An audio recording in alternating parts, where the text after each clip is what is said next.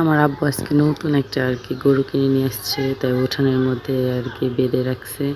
ফারহান আর ফারিস্তা তো মহা খুশি, তার নানু নতুন একটা গরু কিনে নিয়ে আসছে। কিন্তু তারা দুই ভাই বোন এখানে দাঁড়িয়ে দাঁড়িয়ে দেখতেছিল। ফারহান আর ফারিস্তা হাম্বার কাছে যাইতে চাচ্ছিল। তারা হাম্বা বলে, গরু তো বলতে পারে না, এই জন্য হাম্বা বলে। ইউসুফ তো উঠানের মধ্যে ঘুরতেছে গরু চারপাশ দিয়ে আর দেখতেছে। ফারহান আর ফারিস্তা যাওয়ার সাহস পাচ্ছে না। আমার বাবা গরু আনার পরে ঘাস দিতে যাচ্ছে। এই তো ফারিস্তা, আমার আব্বু গরু খাইতে দিতে যাচ্ছে। ফারিস্তা আর সামনে এক পাও দু পাও করে যাইতে যাচ্ছিল, কিন্তু এখানে যে থমকে দাঁড়িয়ে পড়েছে। এখান থেকে আর যাচ্ছে না।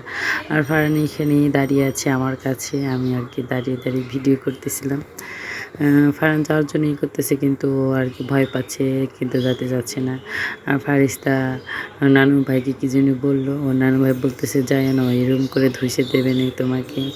আর ফারহানে এইখানে দাঁড়িয়ে দাঁড়িয়ে মুরগি এখান থেকে ডিম পেড়ে বের হয়েছে, সে দাঁড়িয়ে দাঁড়িয়ে দেখতেছিল। ফারিস্তা তো খুশিতে ঘোরাঘুরি করতেছে। ফারিস্তা তো ওইখানে গিয়ে দাঁড়িয়ে রয়েছে, সে একটু কমই ভয় পায়, কিন্তু ফারহান যাওয়ার সাহস পাচ্ছে না। কারণ আমরা এখানে দাঁড়িয়ে রয়েছি, আর আমাকে বলতেছিল পাও ধরে, দেখেন কীভাবে পাও ধরছে, যে আমি ওকে নিয়ে যাচ্ছি না, এই জন্য সে আমার পাও ধরে কান্না করতেছে যাতে আমি ওকে নিয়ে যাই। পাও ধরে কেমন করে ঝুলতেছে, তো একা যাইতে সাহস পাচ্ছে না। তারপরে আমার আব্বুকে রেখে বললাম, আব্বু ওকে একটু নিয়ে যাও, দেখাও তো, কারণ ও ভয় পাচ্ছে। তো তারপরে আমরা আব্বুকে কোলে করে নিয়ে যাচ্ছিল।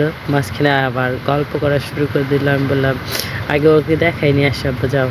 তারপরে এই তো আবার ফারহানকে গরুর কাছে নিয়ে যাচ্ছে। আমার আব্বু গরুকে আদর করতে যাচ্ছিল, কিন্তু নতুন গরু তো ঘুষে দিতে যাচ্ছিল।